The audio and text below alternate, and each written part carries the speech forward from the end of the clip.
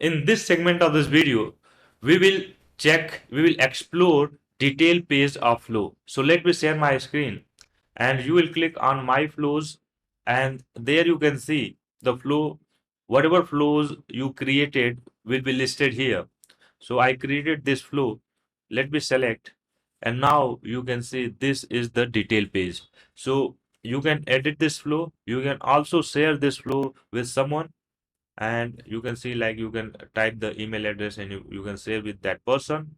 And you can also save as. It means that once your flow is running, but you want some create a copy of this flow and use as a different flow, as a different process, you can save as. You can send a copy, you can send a copy to someone else. You can also delete from here.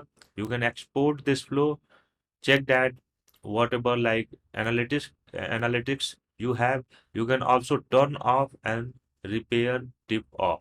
So that is what you can do from here. This is the detail like flow. What is the flow, who is owner, what is status, created, modified, type automated, plan, and also you can see application involved, who is the owner, and process advisor. We'll talk about process advisor in detail after some time, but right now what I'm going to do is I'm going to run this flow. So for that, what we have to do is we need to submit a support issue from support. I will select a product. I will give my name, whatever based on your requirement. You can use phone number, any kind of. This is doesn't matter right now.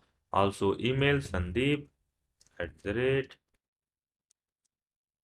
email.com and demo. So let's submit. So this is submitted. Now we'll go back to the flow and see what happened. So first I will check that in Sandeep's demo, you can see new task is created. So let's go back and see our flow here. So I will refresh and you can see this is succeeded. So the next thing we need to do is we need to go in plan and see. That is the demo plan I used.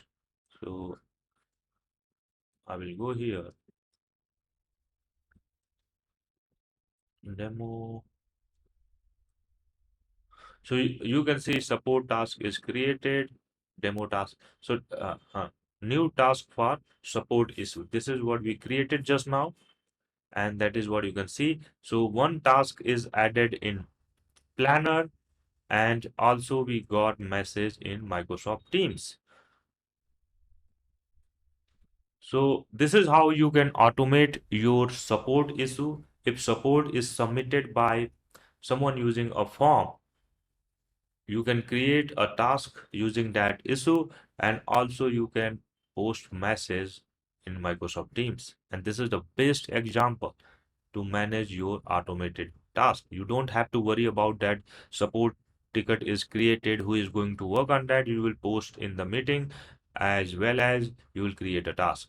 Now we'll go in detail and see that how we can fix or we can create more dynamic version of this using our flow.